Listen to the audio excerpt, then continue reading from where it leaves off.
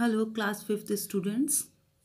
आज आपका हिंदी है और आपको मालूम है कि आपका हिंदी की किताब में 12 पाठ गुरु और चेला चल रहा है। ठीक है, तो गुरु और चेला पाठ को, ये जो पाठ नहीं है ये एक कविता है बच्चों, और ये कविता मैंने आपको पढ़ा दी थी और इसका होमवर्क भी आपको दिया था। मैंने इसकी 14th लाइन आपको लिखने के लिए दी थी, तो मैं आशा करती हूँ कि आपने अपनी कॉपी में लिख लिया होगा। तो चलिए जल्दी से इसी पाठ से संबंधित जो इसमें आपके प्रश्नोत्तर वगैरह दिया है उसे हम करेंगे। और आपका इसी पाठ में है टके की बात।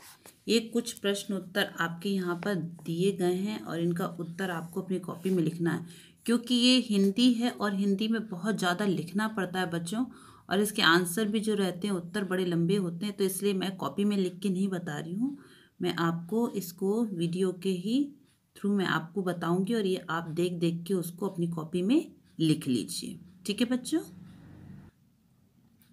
तो चलिए बच्चों शुरू करिए। आप लिखिए अपने उसमें टके की बात। प्रश्न नंबर 1 है आपका, टका पुराने ज़माने का सिक्का था। अगर आजकल सब चीज़ें 1 रुपया किलो मिलने लगे तो उससे किस तरह के फ़ायदे और नुकसान होंगे।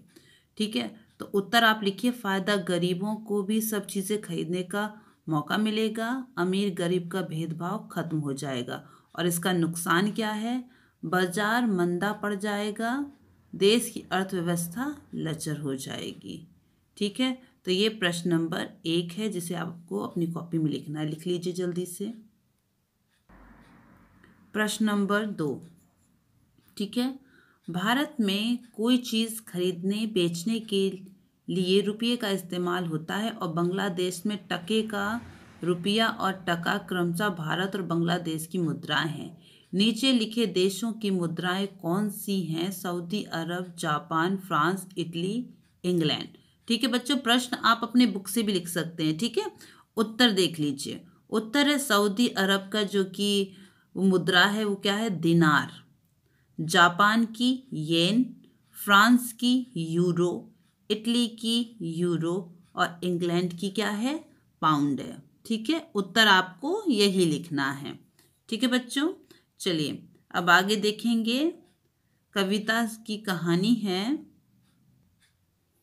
कविता की कहानी में आप प्रश्न नंबर 3 करेंगे, प्रश्न नंबर 1 और प्रश्न नंबर 2 नहीं करेंगे। ठीक है, कविता को ध्यान से पढ़कर अंधे नगरी के बारे में कुछ वाक्य लिखो। और यहाँ पे दिया है कि सड़कें, बाजार, राजा का राजकाज, इन 3 शब्द दिए हैं आपको, इनके बारे में आपको लिखना है। तो उत्तर है आपका सड़कें, अंधे नगरी की सड़कें चमकदार थीं। बाजार, अंधे नगरी के बाजार में सब चीज़ें टके से बिकती थीं। और राजा का कामकाज, अंधे नगरी का राजा मूर्ख था, आपको पता है, इसलिए वह उसका कामकाज सही नहीं था। प्रजा उसके बहुत ज़्यादा दुखी रहती थी, ऐसे राजा से मुक्ति चाहती थी। ठीक है, तो ये अपनी कॉपी में आप लिख लीजिए। उसके बाद है प्रश्न नंबर 4। प्रश्न नंबर 4 है, क्या ऐसे देश को अंधेर नगरी कहना ठीक है? अपने उत्तर का कारण भी बताओ। उत्तर आप लिखिए बच्चों। हाँ, ऐसे देश को ही तो अंधेर नगरी कहते हैं, क्योंकि इस नगरी का राजा निहायत मूर्ख था। उसे यह भी पता नहीं था कि सही क्या है, गलत क्या है, किसे सजा देनी चाहिए और किसको शाबाशी। उसके राज्य में प्रजा काफ़ी दुखी रहती थी, उससे मुक्ति पाना चाहती थी। तो आप इसको अपने मन शब्दों में भी लिख सकते हैं, अपने आप बनाकर भी लिख सकते हैं बच्चों, कि अंधेर नगरी कहना इसलिए ठीक है क्योंकि वहाँ पर हर एक चीज़, पहली बात तो टका सेर बिकती थी, यानी किसी भी चीज़ का कोई मूल्य नहीं था, चाहे वो छोटी सी चीज़ हो या बड़ी से बड़ी चीज़ हो। ठीक है, और दूसरी चीज़, वहाँ का जो राजा था वह अपनी प्रजा की चिंता करता ही नहीं था। ठीक है, वो अपना, क्योंकि उसके पास अपनी कोई बुद्धि नहीं थी, वो दूसरों की सुनाई बातों से काम चलाता था। ठीक है, तो आप अपने मन से बना के इसके उत्तर को लिख सकते हैं। अब हम लिखेंगे क्या होता यदि। ठीक है बच्चों, बहुत सी चीज़ें मैंने आपके पाठ से कट करा दी हैं क्योंकि आप इतना ज़्यादा अपनी कॉपी में नहीं लिख पाएंगे। ठीक है, तो थोड़ा ही मैंने आपको दिया है, इसलिए आप उसको लिख ज़रूर लीजिएगा। क्या होता यदि, तो प्रश्न में है आपका, पहला, मंत्री की गर्दन फंदे के बराबर की होती। दूसरा है, राजा गुरुजी की बातों में ना आता। और तीसरा, अगर संतरी कहता कि दीवार इसलिए गिरी क्योंकि पोली थी, तो महाराज किस किस को बुलाते, आगे क्या होता।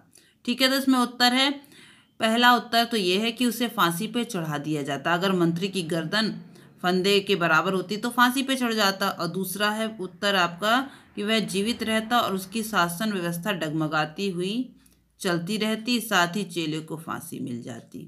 ठीक है, और प्रश्न नंबर 3 है कि अगर संतरी कहता कि दीवार इसलिए गिरी क्योंकि पोली थी, तो महाराज किस किस को बुलाते।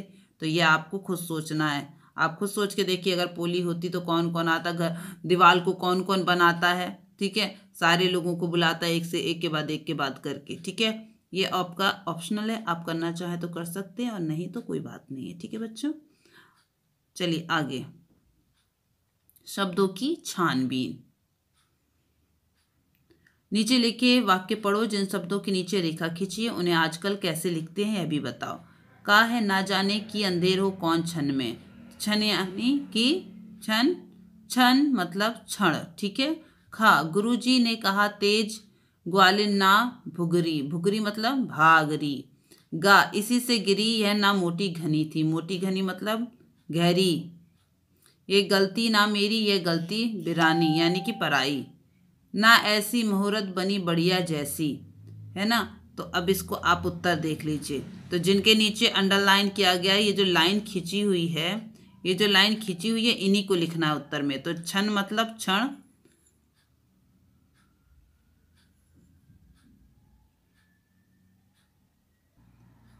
तो बच्चों क्षण मतलब क्षण, भग मतलब भाग, घनी मतलब गहरी, बिरानी मतलब पराई, मुहूर्त मतलब मुहूर्त, मुहूर्त निकलता है ना शादी ब्याह का।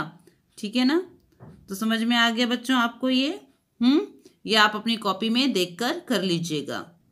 अब बच्चों आपका होमवर्क है ये आपका होमवर्क है। ठीक है, इसमें आपको क्या करना है, चमाचम थी सड़कें, इस पंक्ति में चमाचम शब्द आया है। नीचे लिखे शब्दों को पढ़ो और दिए गए वाक्यों में ये शब्द भरो। तो देखिए इसमें दिया फटाफट, चकाचक, पटापट, चकाचक, फटाफट, चटाचट, झकाझक, खटाखट, चटपट। तो देखो, आंधी के कारण पेड़ से खालिस्तान फल गिर रहे थे। फटाफट, है ना, जल्दी जल्दी ना, फटाफट फल गिर रहे थे। हंसा अपना काम सारा खालिस्तान कर लेती है। अब बताइए, हंसा अपना काम खालिस्तान कर लेती है, तो उसमें क्या होगा? जल्दी अब सोचिए कैसे कर लेती होगी वो। हाँ, चटाचट आप लिख सकते हैं, है ना। कुछ भी आप यहाँ पर आपको जो सही लगता है, इनमें से देख के जो आपको सही लगता है वो आप इनमें भर लीजिएगा। ठीक है, ये आपका होमवर्क है बच्चों। और जो अभी मैंने आपको बताया है वो अपनी कॉपी में आप लिख लीजिएगा। ये देखिए आपके प्रश्न दिए हुए हैं, है ना। इस देखिए जिनके नीचे लाइन खींची हुई है उनको आपको उत्तर में लिखना है। उत्तर में क्षण का क्षण, भग का भाग, घनी का गहरी, बिरानी मतलब पराई, मुहूर्त मतलब मुहूर्त।